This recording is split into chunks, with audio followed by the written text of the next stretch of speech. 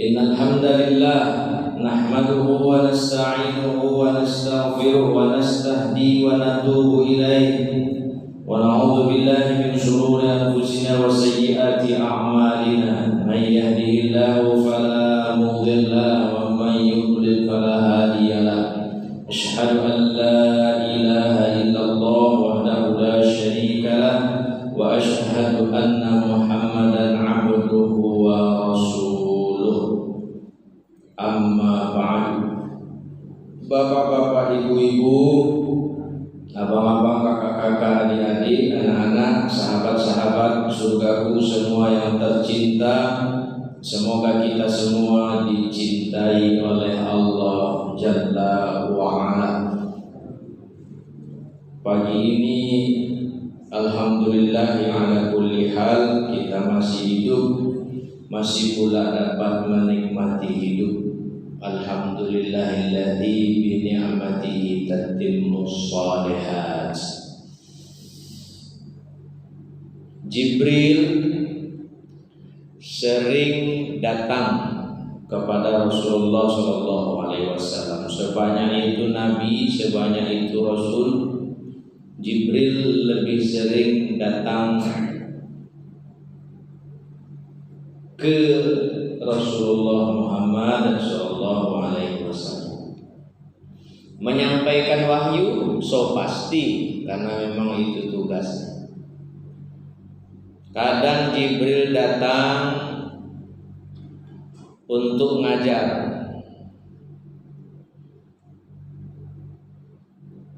dalam sosok manusia. Kadang Jibril datang, terkhusus lagi bulan Ramadan itu lebih sering datang untuk menyimak ayat-ayat yang pernah disampaikan. Jadi murojaah Rasulullahnya. Kalau Rasulullah saja murojaah, masa kita tidak?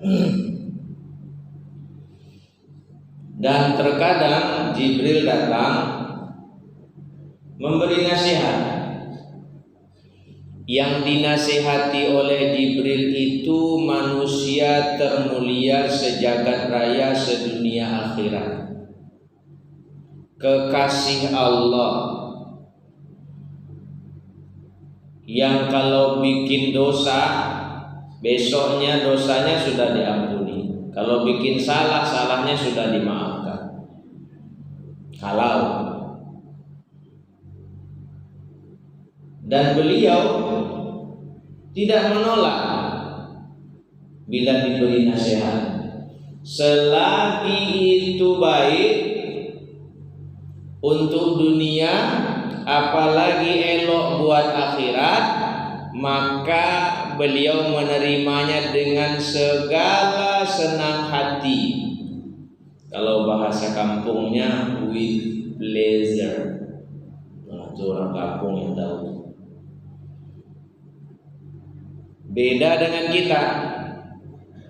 Kita entah mulia entah tidak, lantaran Allah tutup aib awal. Kita bukan manusia terbaik. Kalau ditanya jawab dengan jujur sama istri kita, Bu, iya bapak orang baik. Baik apa? Jadi gitu. Aduh ini. Ma pernah jago malam, kan dibuka rahasia. Terus saya jago malam, ambo tadi jago kaminya.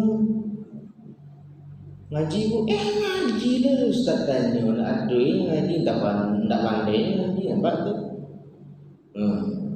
Puasa Senin Kamisnya Bu, itu loh Ustaz tanya. Aduh. Jadi dia terpasunya dari kalau tak ada lagi. Apa tuh?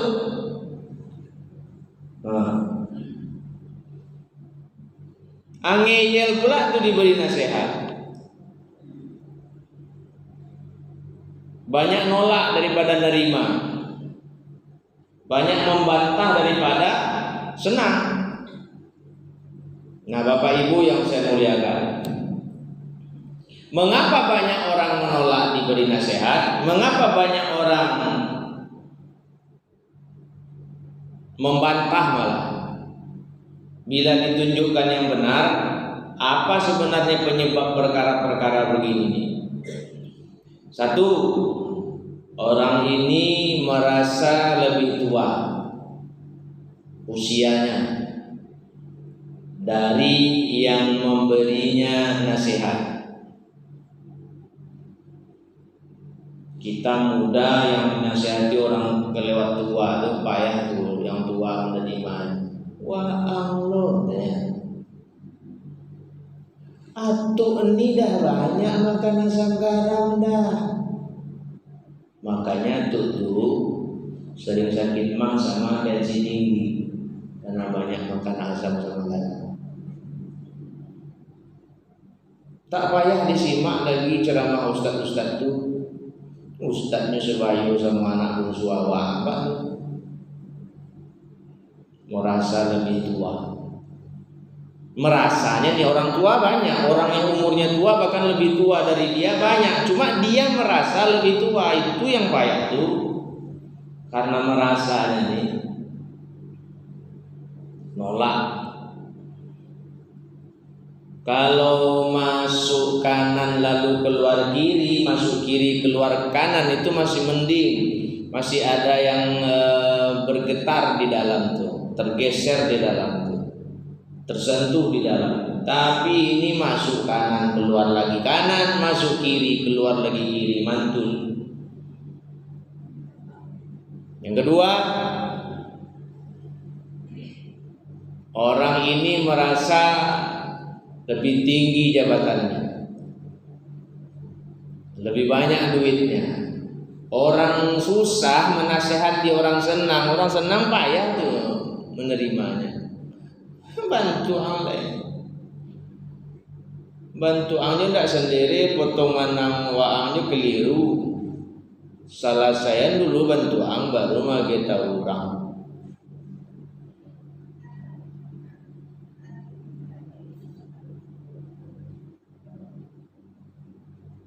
Mula di salah satu masjid subuh-subuh Ramadan 2 tahun lalu.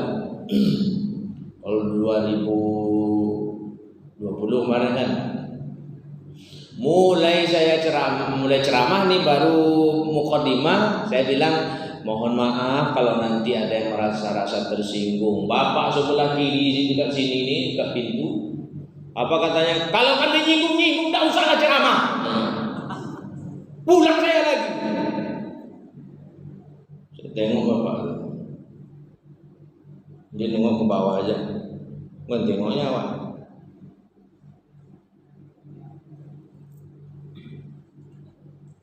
Padahal saya ingin menyampaikan yang lain daripada pembicaraan pagi itu. Tapi karena bapak tuh sudah seperti itu, akhirnya saya membahas tentang ayat anjing. Ayat anjing yang dalam Quran. Saya tunggu bapak masih ada tak omongan berikutnya. Rupanya enggak. Sangka kalau disambungnya batak saya nih katanya. Kalau dibilangnya itu saya jawab juga. Saya juga batak. Opung saya naik bau. Saya Nasution. Istri Asibuan. Bisa saya jawab.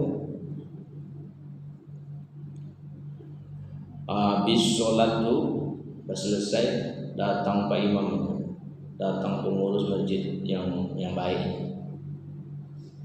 Maaf Ustaz, biasa tuh. Bapak tuh memang begitu, semua Ustaz macam itu tuh. Sangka pas Ustaz tidak akan gitu juga. Apa masalahnya? Dia itu dulu tuh orang berduit sini Ustaz.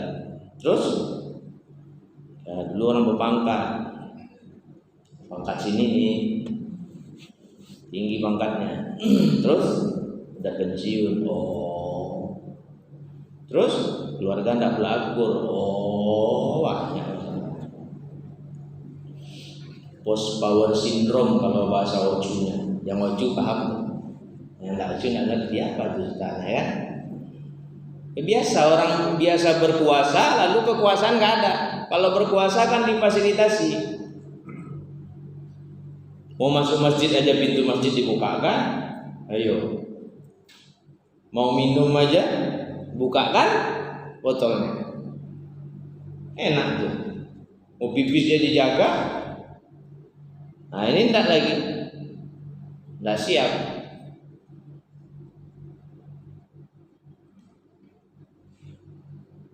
Bapak dan Ibu yang saya muliakan. Jadi banyak hal yang membuat orang menolak bila disampaikan yang hak, disampaikan yang benar. Sekarang mari kita lihat makhluk-makhluk Allah berikut ini. Semoga bukan kita. Jelas memang bukan kita. Maksudnya semoga kita tidak menurunkan sifat-sifat mereka ini. Karena mereka ini telah divonis oleh Allah sebagai makhluk yang hina dunia akhirat. Sejagat raya. Pertama namanya iblis. Iblis disuruh sujud, mengakui bahwa makhluk yang baru ini makhluk yang oke banget gitu loh. Dia tidak mau. Semua malaikat mengakui, mengagumi, karena itu perintah. Suka gak suka ikut. Yang memerintahkan pemilik jagat raya, pencipta mereka semua. Iblis tidak mau, aba wastakbar, ogah dan menyombongkan diri, membanggakan dirinya. A'udzubillahi minasyaitonirrajim. Allah berkata kepada si iblis, mana'aka alla tasjuda id amartuk. Apa hal yang membuat dikau berat disuruh sujud saat aku perintahkan dikau sujud? Jawab iblis, ana khairum min. Aku lebih baik dari dia. Pak, merasa lebih ini bayarnya. Aku lebih baik dari makhluk baru ini. Sama halnya iblis ini mau ngomong begini, ini perintah keliru. Tuh. Ini komando yang salah. Masa orang bagus, makhluk rancak, disuruh ngakui makhluk baru? Kalau bahasa dunia persilatannya, ini anak kemarin sore loh. Gua udah lama. Kayak atuk-atuk tadi itu. Ambo lah banyak makan asam garam. Mirip kan? Sama memang enggak mirip tapi. Atuk itu sama iblis. Nolak dia diberi nasihat. Ayo. Atuk itu iblis Pak Ustaz. Ya enggak lah, iblis pula. Atuk itu menurunkan sifat iblis. Aku lebih baik dari dia. Khalaqtani min nar, khalaqtahu min tin. Kau ciptakan aku dari api, kau ciptakan dia dari tanah. Ini api loh, itu tanah. Diinjak-injak orang. Asal berpasir lah lantai di ruang tamu pasti dijatuh. Buang orang. Mau ibu-ibu muda kalau mau nyuci baju anaknya periksanya kantong dulu. Pasir-pasir kadang. Adek, iya mah, ini kok banyak pasir-pasirnya. Adek main pasir rumah om sebelah. Besok jangan lagi ya, susah bersihkannya nih. Iblis olahnya merasa lebih baik karena fisiknya lebih oke. Ini perutnya ini six pack apa namanya? Kotak-kotak ketek 6 tuh. Bagus. Oh, merasa hebat, merasa gagah lah. Awak ada juga tapi one pack. Cie itu kardus juga. Satu aja membulat sini. Fisik bagus sampai di mana lah. Banyak atuk-atuk nih gagah-gagah dulu nih waktu muda. Gagah betul-betul gagah, boleh tengok foto hitam putihnya tuh. Sekarang ya jangan ditanya lah. Ayah saya pun gagah dulu, banyak cewek suka. Mithun Chakraborty, ibu-ibu tahu enggak? Nah, mirip Mithun Chakraborty, mirip betul. Gaya jalannya, senyumnya, matanya persis. Tapi itu dulu. Yang kedua, sedikit lagi. Ini makhluk terkutuk nih, iblis. Lantaran begitu tuh, tapi iblis sadar Allah penciptanya. Nampak kan kalimatnya, kau ciptakan aku. Sadar dia Allah penciptanya. Masalahnya itu aja, karena disuruh ngakui makhluk baru nih, sorry dulu. Gua senior, gua lebih tua, gua lebih baik. Ini makhluk terkutuk kalau ditiru. Awak pun bisa terkutuk kalau meniru. Yang kedua namanya Qarun. Qarun viral di Quran. Sebagaimana iblis juga viral. Apa pula masalah Qarun ini? Qarun ini dulu susah. Setelah kaya lupa. Pergilah kau Musa ke tempat Qarun itu, perintahkan ia untuk mengeluarkan zakatnya dari hartanya, tumpah ruah, melimpah. Jangan tanya kayanya Qarun tuh. Setiap ada orang menemukan harta-harta dimanapun di bumi ini, di luar di luar milik dia. Kadang di tanah milik dia pun bongkar-bongkar, dikorok-korok tanah itu ketemu harta. Harta siapa tuh? Harta Qarun kan? Bayangkan kayanya Qarun, di Mesir ditanam Allah, keluar dipanam. Itu kayanya. Apa jawab Qarun ketika Musa menyampaikan perintah itu? Kata Qarun, Mus, nggak salah lo. Salah apaan? Ini semua gua yang ngumpulin, gua yang susah, gua yang kerja, gua yang peras keringat, gua yang banting tulang, yang bikin banyak ini semua nih gua.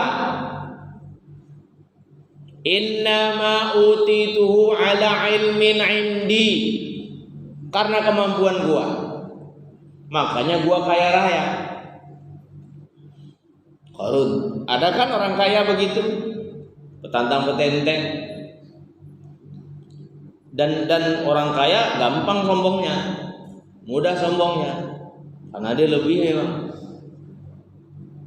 Ada orang kaya tidak sombong, ada pemilik hotel, banyak hotelnya di Indonesia. Saya ceramah di hotel tuh, hotelnya Ultah. Mana pemilik hotelnya nih? Saya bilang, yang barusan ngantar minum Ustaz dulu tuh, Umat. Serius lah, iya. Mana dia tuh? Belakang Ustaz. Belakang dia duduk. Kenapa enggak disuruh sini? Orang karyawan aja banyak enggak kenal. Bersahaja banget Ustaz. Enggak tentang tenteng, hotel dia punya. Awak mobil masih kredit. Dia hotel punya. Nah, tapi si Qarun ini sombong, tak mau dia. Itu namanya enak di lu, kagak enak di gua. Kata Nabi Musa, terserah lu. Gua datang cuma nyampein perintah, lu senang, lu suka, lu kerjain, lu nolak, lu tinggalin. Gua balik, gua pulang. Rasakan tuh, habis semua. Ditanam Allah hidup-hidup. Semua pendukungnya, pengikutnya, karyawannya, pembantunya, habis semuanya. Qarun sombong karena harta, nolak dia, diberi nasihat, petantang petenteng. Yang terakhir namanya Fir'aun. Qarun juga dikutuk sebagaimana iblis. Ini Fir'aun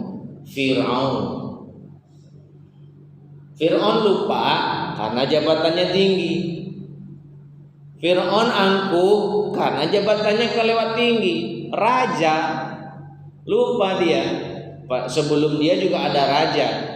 Sebelum dia itu ada juga raja. Apa giliran dia nih, lupa dia. Ya ayyuhal mala, Ma'alimtu lakum min ilahin ghairi, wahai para pembesar istana, aku nggak tahu, aku nggak lihat, kayaknya nggak ada yang lain deh Tuhan kalian selain aku. Puncak keangkuhan, kesombongan, lupa dirinya si Fir'aun ini saat dia bertutur ana rabbukumul a'la, aku Tuhan kalian yang maha tinggi. Sombong. Hati-hati yang jabatan tinggi kayak bapak tadi itu. Sangkanya dia masih menjabat, padahal dia ada pensiunan. Kalau udah pensiunan ngapain juga jabatan disebut. Selanjutnya kita dengarkan sambutan dari mantan gubernur. Mantan nggak usah sebut lagi, saya mantan juga. Mantan apa Pak Ustaz? Pernah ketua kelas dulu. Mantan ketua kelas waktu SD dulu. Nah, ini pernah mantan pengurus OSIS, pernah juga. Udah mantan apa disebut lagi? Ketua masjid kami Pak Ustaz, mantan presiden, nah mantan yang sebut dia lagi, mantan. Sebelum jadi mantan, gunakan jabatan itu untuk membuat kita dekat dan orang-orang bawahan kita juga dekat kepada Allah. Masuk surga awak, kalau enggak awak bertanggung jawab atas kesalahan orang-orang di bawah. Salah apa? Salah arah karena kita tidak mengarahkannya. Jam sholat kalian sholat, setiap pos satu orang aja nunggu gantian. Saya tunggu kalian di masjid. Dia pula imam absen. Ada kan dulu yang pakai absen masjidnya. Sholat subuh wajib, tak usah sebut ya. Nah, sejak itu tidak ada lagi kan? Berkah kan waktu itu negeri itu. Sekarang hilang kan keberkahannya. Nah, mudah-mudahan kita semua, Bapak dan Ibu yang saya muliakan, menjadi hamba-hamba Allah yang tidak lupa diri. Umur ini nambah terus, ini sudah hari yang ke-9. Sebentar kan? Kemarin baru hari pertama rasanya. Rupanya seminggu udah lewat kan? Itu tandanya kita semua semakin dekat ke pintu kubur, semakin dekat kepada kematian. Mari bersiap dan mari saling mengingatkan kalau ada saudara kita yang tersalah arah, tersesat jalan. Ingatkan dia, tunjukkan dia arah yang benar, jalan yang betul. Hadza wallahu taala alam. Yang nak balik ya balik, yang tak nak balik ya di sini mengaji, zikir, sholawat, zikir pagi yang kemarin pakai itu. Apa doanya udah jadi? Di aplikasi apa doanya udah diunduh? Di HP belum? Unduhlah, manfaatkan itu. Yang mau balik, tapi yang mau haji umroh pagi ini ya duduk sini dulu sampai nanti jamnya untuk sholat subuh. Mohon maaf atas apapun kekurangan keterbatasan saya dalam 2 kali pertemuan ini. Kalau rindu sama saya, bagi yang rindu aja, nggak rindu nggak usah. Buka YouTube nanti, cari channel Ustaz Ungu Official. Ustaz Ungu Official. Kalau keluar nanti tulisan subscribe merah, ketuk. Udah, ini kan bulan. Itu saja. Assalamualaikum warahmatullahi wabarakatuh.